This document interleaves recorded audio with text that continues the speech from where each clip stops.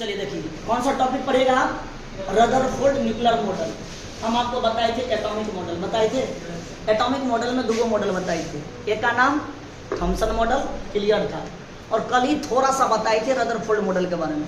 आज डिटेल देख लीजिए रदरफोर्ड मॉडल होता क्या, ठीक। तो क्या हेडिंग दीजिएगा, Rutherford nuclear model of atom, Hindi में बोलते हैं रदरफोर्ड मॉडल, हिंदी में क्या बोलते हैं, रदरफोर्ड मॉडल। इसका दूसरा नाम तो बच्चे बोलिएगा, इसे न्यूक्लियर मॉडल के नाम से भी जानते हैं। किसके नाम से जानते हैं, न्यूक्लियर मॉडल। क्यों नाम दिया न्यूक्लियर मॉडल, क्योंकि रदरफोर्ड सर ने अपना एक्सपेरिमेंट न्यूक्लियस के ऊपर में किए थे, इसीलिए इसका नाम क्या दे दिया, न्यूक्लियर मॉडल। तीसरा नाम बताइएगा इसका क्या होता है, प्लेनेटरी मॉडल के नाम से भी हम जानते हैं। सबसे पहला पॉइंट देखिए, सबसे पहला पॉइंट ये किस पर आधारित था, ग्रैब अल्फा एक्सलेटरिंग एक्सपेरिमेंट पे आधारित था। रदरफोर्ड ने एक एक्सपेरिमेंट किए थे, उस एक्सपेरिमेंट का नाम क्या दिया था, अल्फा एक्सलेटरिंग एक्सपेरिमेंट। हम कल आपको 3 बात बताए थे अल्फा एक्सलेटरिंग एक्सपेरिमेंट, याद है। पहला पॉइंट क्या बोले थे, इन दिस एक्सपेरिमेंट, इस एक्सपेरिमेंट में रदरफोर्ड अलाउ करते हैं a narrow beam of alpha particle, narrow beam of alpha particle to fall on very thin gold foil. Gold foil के ऊपर में अल्फा पार्टिकल को पास करना अलाउ करते हैं कि बस जाओ अल्फा पार्टिकल जाओ और पतला सा गोल्ड फॉइल के ऊपर में उसको रे को पास करवाने का काम करता है। कौन सा, रदरफोर्ड सर ने। In this experiment Rutherford allow किया narrow beam of alpha particle to fall on a very thin gold foil. Gold foil के ऊपर में अल्फा पार्टिकल पास करता है। दूसरा पॉइंट, जब एक्सपेरिमेंट किया तो उस गोल्ड फॉइल के चारों ओर एक फ्लोरोसेंट का लेयर लगा दिया। किसके चारों ओर, किसके चारों ओर, गोल्ड फॉइल के चारों ओर एक सर्कुलर फ्लोरोसेंट किसका लेयर, जिंक सल्फाइड का लेयर लगा दिया। जिंक सल्फाइड का फॉर्मूला बोले ZnS, जिंक सल्फाइड का लेयर लगा दिया स्क्रीन अराउंड इट, इसके चारों ओर। एक्सपेरिमेंट करने के दौरान जो गोल्ड फॉइल लिया था उस गोल्ड फॉइल के चारों ओर एक स्क्रीन लगा दिया। किसका स्क्रीन लगा दिया, जिंक सल्फाइड, जो कैसा होता बाबू, फ्लोरोसेंट गोल्ड सल्फाइड का एक लेयर चढ़ा दिया, ठीक है। ओके, तीसरा पॉइंट क्या कहता है, the alpha particle emitted by, कौन इमिट किया alpha particle, alpha particle emitted by radioactive substance. Radioactive substance ने अल्फा पार्टिकल को इमिट किया।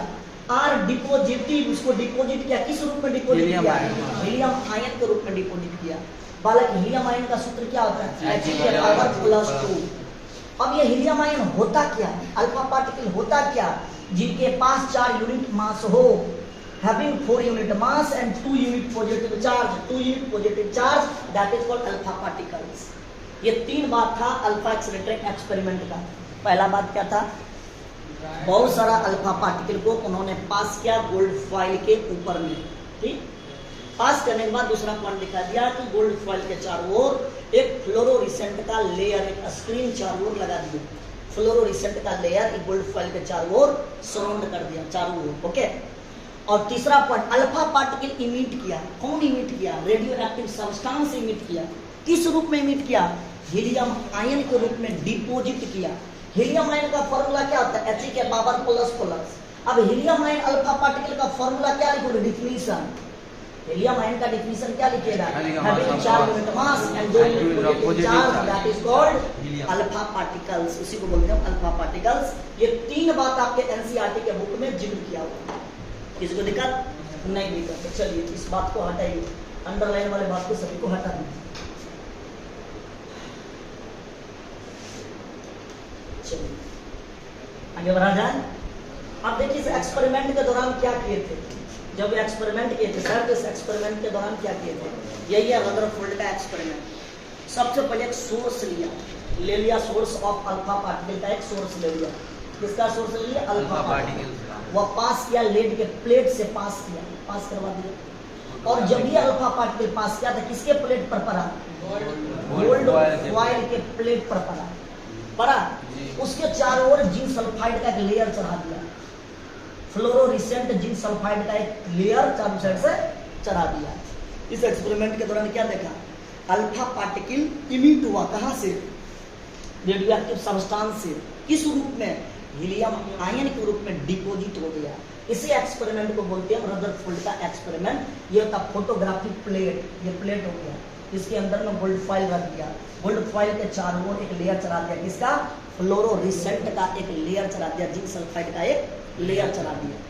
लेयर चढ़ाने के बाद क्या देखा, अल्फा पार्टिकल उत्पन्न हुआ, कहां से, रेडियो एक्टिव सबस्टांस से। किस रूप में उत्पन्न हुआ, हीलियम आयन के रूप में उत्पन्न हुआ। तो सर अल्फा पार्टिकल क्या होता है, जिसके पास 4 यूनिट मास हो, 2 यूनिट पॉजिटिव चार्ज हो, that is called alpha particle. कोई दिक्कत? और हम इसके बाद आपको बताए थे, बड़ा मजेदार टॉपिक सब है कि भाई एटम के 2 पार्ट होते हैं, बताए थे ना, न्यूक्लियर पार्ट और एक्स्ट्रा न्यूक्लियर पार्ट, बताए थे कि नहीं बताए थे। Atom consist of 2 part, atom में 2 पार्ट होते हैं बच्चों, एक का नाम होता है न्यूक्लियर पार्ट, दूसरा का नाम होता है एक्स्ट्रा न्यूक्लियर पार्ट। तो दिक्कत नहीं। नेक्स्ट पॉइंट हम आपको बताएंगे, थर्ड पॉइंट, सेकंड पॉइंट हो गया, थर्ड पॉइंट के बारे में कि total mass of atom, atom का टोटल मास कहाँ प्रेजेंट होता है, सेंटर पे प्रेजेंट होता है। कहाँ पे प्रेजेंट होता है, और सेंटर पे ही होता है। क्या होता है देखिए, as present in nucleus, centre पे ही कौन होता है, न्यूक्लियस। और न्यूक्लियस के पास कौन सा चार्ज होता है, पॉजिटिव चार्ज। बट आपको क्वेश्चन पूछेगा, भाई न्यूक्लियस पे क्यों पॉजिटिव चार्ज। आप जानते हैं ना, कोई भी एटम देखने में कैसा होता है, स्फेरिकल। स्फेरिकल के पूरा मास, एटम का पूरा मास कहाँ होता है, सेंटर पे। सेंटर पे ही क्या होता है, न्यूक्लियस। ले लो न्यूक्लियस, न्यूक्लियस पे कौन सा चार्ज, पॉजिटिव चार्ज। क्यों पॉजिटिव चार्ज, क्योंकि न्यूक्लियस में क्या होता है, न्यूट्रॉन प्लस प्रोटॉन। ये न्यूट्रॉन कैसा होता है, न्यूट्रॉन उदासीन होते हैं, न्यूट्रल होते हैं, बट प्रोटॉन कैसा होता है, पॉजिटिव होता है। इसीलिए इसके होल चार्ज क्या हो जाएगा न्यूक्लियस के ऊपर में, पॉजिटिव। तो सर इलेक्ट्रॉन कहाँ होता है, न्यूक्लियस के चारों ओर सर्कुलर पाथ पे इलेक्ट्रॉन मूव करेगा। यहाँ पे इलेक्ट्रॉन मूव करेगा, सर्कुलर पाथ पे इलेक्ट्रॉन मूव करेगा। ओके, वही लिखे हैं, total mass of atom present in centre as present having nucleus is positive charge. और टोटल मास सेंटर पे होते हैं, सेंटर पे ही न्यूक्लियस होते हैं, न्यूक्लियस पे कैसा चार्ज होते हैं, positive charge. Okay, next point, चौथा पॉइंट देखिए क्या कहता है, electron revolve around nucleus on fix circular path. बोले थे ना, इलेक्ट्रॉन न्यूक्लियस के चारों ओर एक फिक्स सर्कुलर पाथ पे मूव करेगा। ये चौथा पॉइंट था। तो बालक 5वां पॉइंट कहता है, 5th पॉइंट क्या है, size of nucleus is very small. देखिए इसका साइज बहुत छोटा as compare to size of atom के साइज से न्यूक्लियस का साइज बहुत ही छोटा। तो वही लिखिए, size of nucleus very small as compare to size of atom.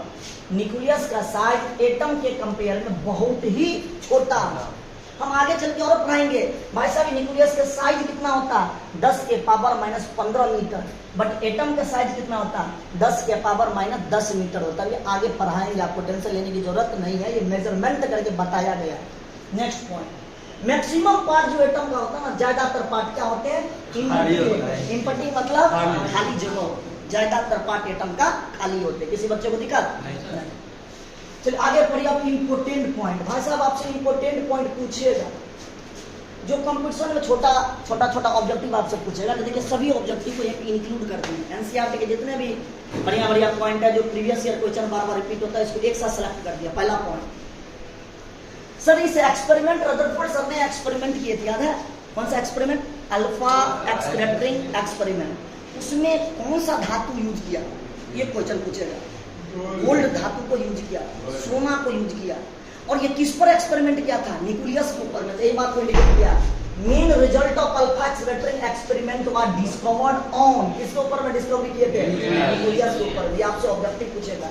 Rutherford का एक्सपेरिमेंट किस पर हुआ था, न्यूक्लियस के ऊपर में, इसीलिए इसका दूसरा नाम क्या देते हैं हम, न्यूक्लियर मॉडल देते हैं। दूसरा पॉइंट, इन एक्सपेरिमेंट, इस एक्सपेरिमेंट में किस मेटल को यूज किया, गोल्ड मेटल को यूज किया। गोल्ड मेटल कैसा होता है, थिन फोसिल होते हैं, थिन फोसिल होते हैं। वाज यूज, उसको यूज किया गया, क्यों यूज किया गया, क्वेश्चन। सर एक्सपेरिमेंट में गोल्डन मेटल को क्यों यूज किया गया, क्योंकि इट इज हाईली मलेबल, बहुत ही ज्यादा मुलायम होने के कारण से, सॉफ्ट होने के कारण से, लिख दे इट इज हाईली मलेबल, बहुत ही ज्यादा मलेबल होने के कारण से गोल्ड मेटल को यूज किया गया। क्या हम इसके जगह पे दूसरा मेटल को नहीं यूज कर सकते हैं, भाई कर सकते हैं। गोल्ड अगर बार बार यूज करेंगे तो बहुत ज्यादा महंगा हो जाएगा। सोना कितना महंगा, हम सस्ता बनाने के लिए इसके जगह पर हम दूसरा धातु को भी यूज कर सकते हैं। तो क्वेश्चन पूछेगा कौन धातु को यूज कर सकते हैं, बट अदर मेटल लाइक, हम इसके जगह पर silver copper can also use, हम सिल्वर कॉपर को भी यूज कर सकते हैं। मेरा बात समझ में आ गया। रदरफोर्ड अपना एक्सपेरिमेंट किस पर किया था, न्यूक्लियस पे किया था। क्या था, इसीलिए से हम न्यूक्लियर मॉडल बोलते हैं। अपना एक्सपेरिमेंट में गोल्ड मेटल को यूज किया। क्यों यूज किया? क्योंकि हाईली मलेबल होते हैं। क्या उसके जगह पर हम दूसरा मेटल को नहीं यूज कर सकते? कर सकते हैं। कौन सा मेटल को यूज कर सकते हैं बालक? Silver copper can also use. हम उसके जगह पर कॉपर और सिल्वर को भी हम यूज कर सकते हैं सोना के जगह पर। बच्चा पूछेगा सर सोना क्यों दिया? भाई सोना अगर देंगे तो एक्सपेरिमेंट बहुत ज़्यादा महंगा हो जाएगा। सस्ता बनाने के लिए उसके जगह पर हम कॉपर यूज करेंगे, सिल्वर यूज करेंगे, थोड़ा सा सस्ता। ओके, आगे बढ़िए। हम आपको बोले थे, याद है, हम आपको बोले थे कि रेडियस ऑफ एटम का रेडियस कितना होता है? 10 के power minus 10 metre. But radius of nucleus का रेडियस कितना था बाबू? 10 के पावर माइनस 15 मीटर। ये एक्सपेरिमेंटल डाटा है, वो हमने दिया है। बुक से हमने लिखा रहता है कि न्यूक्लियस के मेजरमेंट करने पर इसका रेडियस आएगा 10 के पावर, पहले एटम का रेडियस आएगा 10 के power minus 10 metre. 10 metre nucleus का रेडियस आ जाएगा 10 के पावर माइनस 15 मीटर। अब थोड़ा सा मैथमेटिकल टर्म जानते हैं जो आप लोग जानते हैं बहुत सारा। सुनिए, रेडियस ऑफ एटम 10 के power minus 10, radius of nucleus 10 के पावर माइनस 15। उसको क्या डिवाइड करेंगे? बेस तो सेम है, तब पावर घटेगा। माइनस 10 में से माइनस घटाएंगे, माइनस 15 को तो पावर क्या होगा? 10 के पावर 5। बायोलॉजी वाले बच्चे समझ में आ रहा है? आ जाएगा। चलिए बढ़िए। आप जानते हैं ना, अगर कोई स्फीयर, एटम देखने में कैसा स्फीयरिकल है, तो स्फीयर का वॉल्यूम कितना होगा? वॉल्यूम आप जानते हैं 4/3 पाई आर क्यूब नहीं होता ना। हम कह सकते हैं volume is directly proportional to r cube. अगर उसका रेडियस बढ़ेगा तो वॉल्यूम ऑटोमेटिक बढ़ेगा ना, बोलिए भी directly proportional to r cube. लेकिन वो वॉल्यूम ऑफ एटम बटा वॉल्यूम ऑफ न्यूक्लियस, तो भाई इसका रेडियस कितना निकला? 10 के पावर 5 के होल क्यूब कर दे, होल क्यूब कर दे आर की जगह 10 के पावर 5 के होल क्यूब कर दे। 10 के पावर 5 के होल क्यूब करेंगे तो 10 के पावर 15 आ जाएगा। किसी बच्चा को दिक्कत? छोटा सा फॉर्मूला आपसे न्यूमेरिकल पूछेगा, कोई भी एटम के न्यूक्लियस के रेडियस फाइंड करने के लिए कहेगा तो यूज करेंगे फॉर्मूला रेडियस ऑफ न्यूक्लियस बराबर आर नोट इंटू ए के पावर 1/3। आर नोट इंटू ए के पावर 1/3। सर आर नोट एक कांस्टेंट है, उसका मान फिक्स है। कितना मान होता है? कहीं 1.2 मिलेगा, कहीं 1.4 मिलेगा, कहीं 1.2 मिलेगा, कहीं 1.4 मिलेगा। तो देखते थोड़ा सा कर लेना।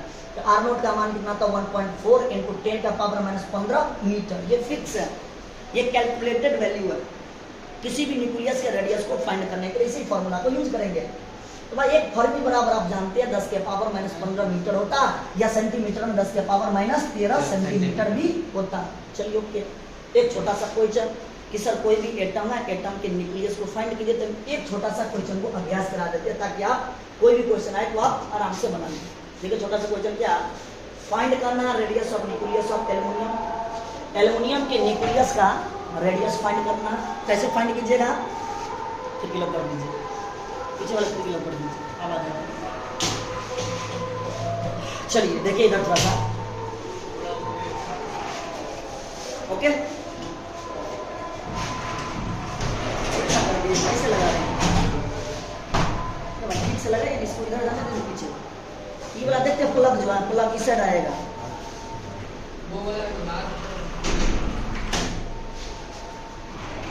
जी चलिए बढ़िए, ध्यान दीजिए। ओके सुनिए, एक छोटा सा क्वेश्चन फाइंड करना radius of nucleus of aluminium atom ना। हम न्यूक्लियस ले लिए, किसका न्यूक्लियस ले लिए? एल्युमिनियम का। अभी आप फॉर्मूला क्या पढ़े? R0 इंटू ए का पावर 1/3। R0 का मान फिक्स था कितना बोले तो 1.4 में 10 के पावर माइनस 15। और ये कौन सा एटम लिए बाबू? आप एल्युमिनियम एटम लिए हो ना। एल्युमिनियम का एटॉमिक नंबर 13, मास नंबर कितना? 27। तो 27 का पावर 1/3 हो जाएगा। 27 का पावर 1/3 का मतलब आप लोग मैथ में पढ़े हैं, ऐसे लिख सकते हैं, ऐसे लिख सकते हैं जी। 27 इसका मान 3 आएगा, वही पे 3 लीजिए। 27 का पावर 1/3 का वैल्यू कितना आएगा? 3 कैलकुलेट करो क्या आएगा? 4.2 में 10 के पावर माइनस 15 मीटर। इसमें दिक्कत नहीं? दिक्कत आगे बढ़ो, आगे बढ़िए। क्या लिखोगे? डेंसिटी के बारे में। डेंसिटी ऑफ न्यूक्लियस कितना होगा? डेंसिटी ऑफ न्यूक्लियस, न्यूक्लियस का डेंसिटी 10 के पावर 14 ग्राम पर सीसी होगा, या कितना होगा? 10 के पावर 17 केजी पर मीटर क्यूब होगा। ये बात को ध्यान रखना कि किसी भी न्यूक्लियस का डेंसिटी कितना होगा? 10 के पावर 14। ये एक्सपेरिमेंटल डाटा है बाबू, याद रखना पड़ेगा कि न्यूक्लियस का डेंसिटी घनत्व जो होता है वो 10 के पावर 14 ग्राम, सीसी मतलब सेंटीमीटर क्यूबिक, और या 10 के पावर 17 केजी पर मीटर क्यूब होगा। नेक्स्ट पॉइंट, अगर कोई इलेक्ट्रॉन मूव करे वी वेलोसिटी के साथ, ये फिजिक्स वाले सर इस पॉइंट को बताएंगे बड़ा अच्छा से। जब 12वीं का पहला चैप्टर पढ़ोगे इलेक्ट्रोस्टैटिक्स, तो वहां पे फिर चार्ज के बारे में सर बताएंगे आपको डिटेल, फिर थोड़ा हम भी बता देते। देख लीजिए, अगर कोई इलेक्ट्रॉन वी वेलोसिटी से मूव कर रहा है, इलेक्ट्रॉन वी वेलोसिटी से मूव कर रहा है, वी वेलोसिटी से मूव कर रहा है, which is very less than velocity of light, जो लाइट के वेलोसिटी से बहुत ही कम है, very less than velocity of light, तब आप क्या लिखोगे, मास ऑफ इलेक्ट्रॉन बराबर, ये फॉर्मूला होता है, मास ऑफ इलेक्ट्रॉन बराबर मास एट रेस्ट बट्टा में रूट अंडर 1 माइनस v बट्टा c के होल स्क्वायर। अगर कोई इलेक्ट्रॉन v वेलोसिटी से मूव कर रहा है जो लेस देन है वेलोसिटी ऑफ लाइट, लाइट के वेलोसिटी से कम हो, देन मास ऑफ इलेक्ट्रॉन बराबर क्या लिखिएगा, मास एट रेस्ट बट्टा में रूट अंडर 1 माइनस v बट्टा c के होल स्क्वायर। ओके, अगर कोई इलेक्ट्रॉन v वेलोसिटी से मूव कर रहा है तब, लेकिन शर्त है वो वेलोसिटी जो होगा वो लाइट के वेलोसिटी से कम होगा, देन तब मास ऑफ इलेक्ट्रॉन बराबर होगा मास एट रेस्ट बट्टा रूट अंडर 1 माइनस v बट्टा c के होल स्क्वायर। फिर उसी का उल्टा एक और क्वेश्चन है, अगर मान लीजिए कोई वेलोसिटी, अगर कोई इलेक्ट्रॉन मूव करता वेलोसिटी v के साथ, v वेलोसिटी के साथ मूव करता जो इक्वल है वेलोसिटी ऑफ लाइट के बराबर, अगर कोई इलेक्ट्रॉन v वेलोसिटी से मूव करता है और वह इक्वल है velocity of light, that is लिख सकते हैं v बराबर c, then mass of electron बराबर क्या हो जाएगा, इनफाइनाइट। तो इस फॉर्मूला पर रखेंगे दोनों में से क्या, दोनों बराबर है, v बराबर c रखेंगे तो एक कट जाएगा, तो एक में से भी जीरो, कोई भी चीज को जीरो से भाग देंगे तो अप्रभाषित इनफाइनाइट आएगा। वही लिखे अभी, electron move with velocity equal to velocity of light, that is v बराबर c, then mass of electron बराबर क्या लिखोगे, इनफाइनाइट। ओके, उसके बाद आप क्या लिखेगा, इसका ड्रॉबैक, रदरफोर्ड की गलती क्या कह दिए थे, रदरफोर्ड सर भी गलती किए थे, थॉमसन सर भी गलती के बोल दिए थे, याद है क्या बोले थे, उन्होंने कहा दिया कि एटम का मास होता है वो होल एटम में यूनिफॉर्मली डिस्ट्रीब्यूटेड होते हैं, गलत साबित हो गया। क्या साबित हुआ, एटम का मास जो होते हैं वह किसी भी एटम के सेंटर में होते हैं, और सेंटर में ही न्यूक्लियस होते हैं, न्यूक्लियस के ऊपर में पॉजिटिव चार्ज होता है, इलेक्ट्रॉन न्यूक्लियस के चारों ओर सर्कुलर पाथ पर घूमते हैं, ये सर बोले थे भाई। लेकिन एक टाइम ऐसा आएगा कि बार बार वह सर्कुलर पाथ पे घूमेगा घूमेगा घूमेगा, एनर्जी को लॉस करेगा, कंटिन्यूअस एनर्जी को लॉस करने के कारण से एक टाइम तो ऐसा आएगा कि वो न्यूक्लियस में गिर जाएगा। कहाँ से इतना एनर्जी लाएगा, कभी तो टाइम आएगा कि वह गिर जाएगा, कहाँ गिरेगा, न्यूक्लियस में। तो वही इसका ड्रॉबैक है। देखिए पहला ड्रॉबैक हमने किया, moving charge particle like electron move क्या करता है, चार्ज पार्टिकल में कौन मूव करता है, nucleus charge, electron, neutron proton नहीं, ये न्यूक्लियस में होते हैं, कौन मूव करेगा, इलेक्ट्रॉन मूव करेगा। Moving charge particle like electron should fall into nucleus, वह न्यूक्लियस में गिर जाएगा थ्रू स्पाइरल मोशन के द्वारा। स्पाइरल मोशन इसको बोलते हैं, गोल गोल गोल गोल गोल गोल मोशन है, उसको बोलते हैं spiral motion. Through spiral motion के द्वारा due to continuous loss of energy, continuous लगातार एनर्जी के लॉस करने के कारण से वह न्यूक्लियस में गिर जाएगा। यही हो गया आपका इलेक्ट्रॉन। इलेक्ट्रॉन जब लगातार चक्कर यहाँ से स्टार्ट किया तो लगातार चक्कर लगाएगा, स्पाइरल मोशन में लगातार चक्कर लगाने के कारण से एक टाइम आएगा कि न्यूक्लियस में वह गिर जाएगा। कोई दिक्कत सर, यहाँ पे भी गलती हो गया, क्या गलती हो गया, रदरफोर्ड सर बोले इलेक्ट्रॉन न्यूक्लियस के चारों लगातार सर्कुलर पाथ में घूमता रहेगा, बट ये बात असफल हो गई। एक टाइम आएगा ऐसा कि वह एनर्जी को लगातार लॉस करेगा, और लॉस करेगा तो न्यूक्लियस में गिरेगा। वही बात को लिखा है, मूविंग चार्ज पार्टिकल लाइक जैसे electron should fall into nucleus and through this motion spiral motion के द्वारा due to continuous loss of energy. ये थोड़ा सा डायग्राम लिख लीजिए। ओके, आगे बढ़िए। और कोई है नहीं, इसके बाद आएगा इलेक्ट्रोमैग्नेटिक स्पेक्ट्रम। आज बच्चों यहीं तक पढ़ाएंगे, आप छापिए, अगर कोई दिक्कत हो तो दोबारा पूछ सकते हैं, बताएंगे। ओके, ऑल द बेस्ट वाला, धन्यवाद।